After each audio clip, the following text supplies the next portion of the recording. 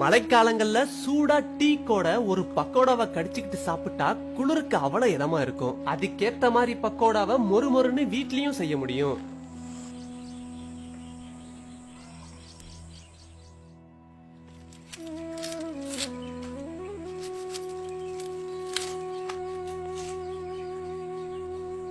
வெங்காய பக்கோடா செய்யறதுக்காக 1/2 கிலோ பெரிய வெங்காயத்தை எடுத்துக்கிட்டோம்.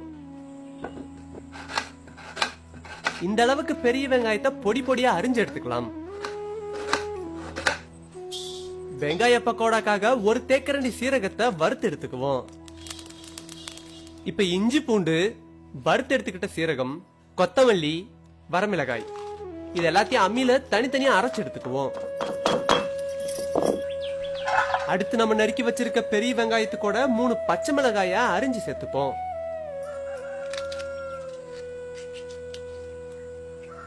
ஒரு தேக்கரண்டி வறுத்து அரைச்ச சீரகம், 1 தேக்கரண்டி அரைச்சு வச்சிருந்த கொத்தமல்லி, 1 தேக்கரண்டி அரைச்சு வச்சிருந்த வரமிளகாய், அதே அளவு அரைச்சு வச்சிருந்த இஞ்சி பூண்டு, 1 தேக்கரண்டி வறுக்காத சீரகத்தை கையால நசுக்கி சேர்த்துட்டு கொஞ்சம் உப்பு சேர்த்துப்போம்.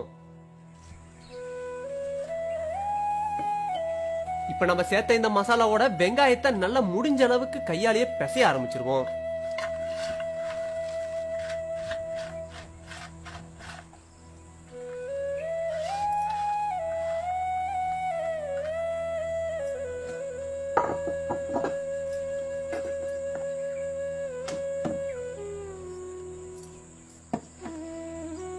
இப்ப இது கூடவே 250 கிராம் கடலை மாவை போட்டு நல்லா பிசைஞ்சிட்டு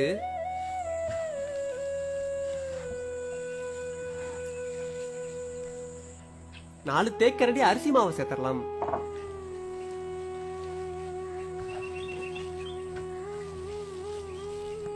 இப்ப 1 தேக்கரண்டி அளவு மட்டும் தண்ணிய தெளிச்சு விட்டுட்டு எந்த அளவுக்கு கட்டியா பிசைய முடியுமோ அந்த அளவுக்கு கட்டியா பிசைஞ்சிருவோம்.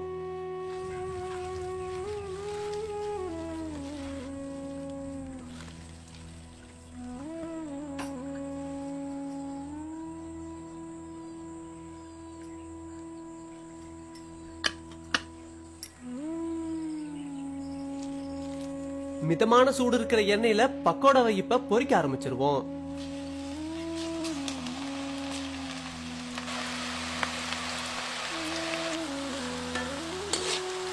பக்கோடா கருகிடாம 2 பக்கமும் திருப்பி போட்டு வேக வச்சு சரியான பதத்துல எடுத்துடலாம்.